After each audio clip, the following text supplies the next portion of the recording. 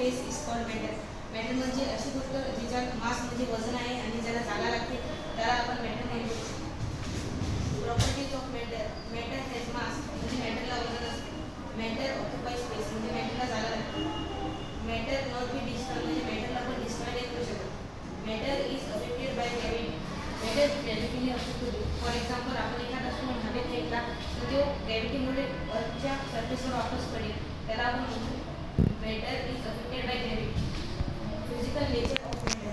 मॅटरचं physical nature कसं असते? Matter बनलेला असते. Matter is made up of particle and the particle of matter are very small. जसं की समजा आपण एखाद्या ग्लासमध्ये वॉटर घेतलं तर त्याच्यामध्ये वॉटरचे पूर्ण पार्टिकल असतील आणि ते पार्टिकल खूप स्मॉल असतील, ज्याला की आपण आपल्या डोळ्याने पाहू नाही शकत. Classification of matter. Particle of matter S S P A म्हणजे मॅटरच्या पार्टिकलमध्ये एकमेकांमध्ये स्पेस असते. फॉर एक्झाम्पल आपण एखाद्या ग्लासमध्ये वॉटर घेतलं आणि त्याच्यात आपण शुगर ॲड केली आणि त्याला आपण मिक्स केलं तर ती शुगर त्या वॉटरमध्ये डिझॉल्व होते.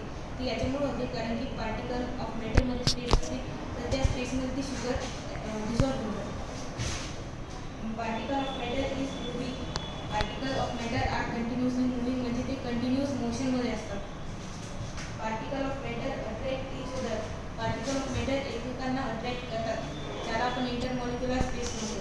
इंटरमॉलिक्युलर फोर्स म्हणतो. इंटरमॉलिक्युलर फोर्स सगळ्यात जास्त सॉलिडमध्ये असते, त्याच्याहून कमी लिक्विडमध्ये असते आणि त्याच्याहून सगळ्यात कमी इंटरमॉलिक्युलर फोर्स हा गॅसमध्ये असतो. डिफ्युजन. डिफ्युजन काय असते? Diffusion is intermixing of two matter with each other is called as diffusion. Kinetic energy. Kinetic energy are the energy that is produced due to the movement of the particle of matter is known as kinetic energy. आणि जेव्हा temperature जास्त असते तेव्हा kinetic energy जास्त असते.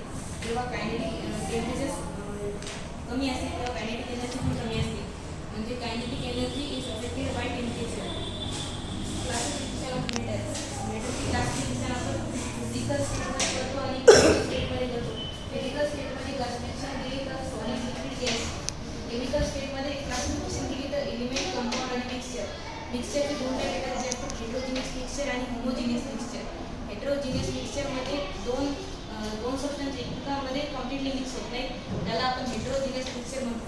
For example सोन in water आणि milk in water. Homogeneous मिक्सचरमध्ये दोन सबस्टन्स एकमेकांमध्ये कम्प्लिटली मिक्स होतात, त्याला आपण होमोजिनियस मिक्सचर म्हणतो. जसं की sugar in water, salt in water. Properties of solid, liquid आणि gas. Properties of solid. Solid have fixed shape, fixed volume. Solid हे फिक्स्ड शेप असतं, याला फिक्स्ड व्हॉल्यूम पण असतं आणि हे फ्लो होत नाही. Properties of liquid. Liquid have fixed volume but not fixed shape. लिक्विडचा शेप फिक्स नसतो, आपण त्याला ज्या कंटेनरमध्ये टाकतो ते त्या कंटेनरचा शेप देते. Liquid is compressible than solid. Liquid हे सॉलिडपेक्षा जास्त कम्प्रेसेबल असतं, सॉलिड कम्प्रेसेबल नसतं. Properties of gas. Gas has not fix volume and not fix shape. गॅसेसला फिक्स शेप पण नसते, फिक्स व्हॉल्यूम पण नसते. Gases is most compressible. Gases कम्प्रेसेबल असते.